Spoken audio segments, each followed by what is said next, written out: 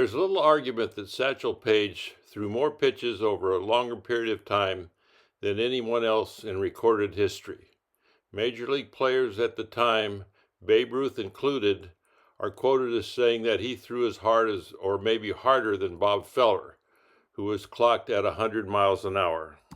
To do this, his mechanics must have been relatively stress-free, since stress is created by rapid acceleration or sudden changes of directions. This should be our focus. At first glance, his windup looks pretty smooth from start to finish, but let's break it down and see what we can find. He starts with his stride foot back, allowing him to begin his momentum from behind the rubber. As he moves forward, he begins knee lift and rotates his hips and shoulders back. Note here, his hips are forward, forming a V shape between his spine and the back leg, and the stride foot is at least waist high. In this frame, the hips are a bit more ahead of the shoulders and the stride leg is extended. There are 2 points to note here. The stride leg is extended for a wide-angle approach to foot plant, and the throwing arm is extended down almost to the knee. This is where we begin to see the difference between Mr. Page and almost all of the injured pitchers we've studied. As his hand is exposed passing his knee, you can see the back of his hand and not the ball.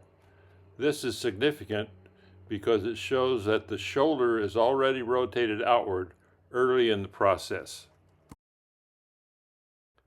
As he approaches foot plant, his throwing arm is extended back over the rubber and increasing momentum toward his release point. Note here also, the glove side arm is also extended and swinging roughly on a plane parallel to the throwing side. We should also note here that this close to foot plant, his stride foot, knee, and hips are still 90 degrees from the target line. We should also emphasize that his throwing arm is extended, keeping his throwing hand the maximum distance possible from release. There's a timing point here. The hand and ball are above the shoulder.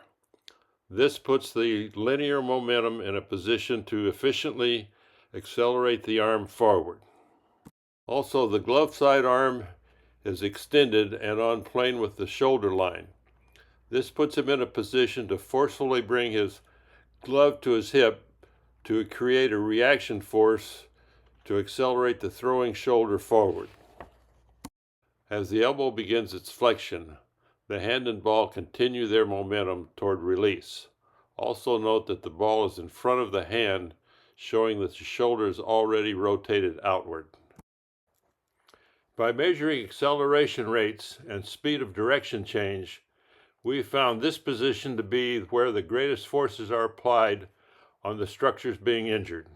Mr. Page, after a wide accelerating arc, moves through this position with very little deviation of his path to release. As a contrast, here's an extreme example of what we've seen in most of the injured pitchers we've observed. The vertical line indicates a fixed position in space to show that the ball has actually gone backward before it must abruptly change directions to complete the pitch. The point here is that this leverage force is carried by the support structures being injured. Here are examples of several injured pitchers and their arm position approaching layout. They're approaching layout from several different angles, but you can see that their hands are even with or ahead of their elbow, and their arms are rotated inward.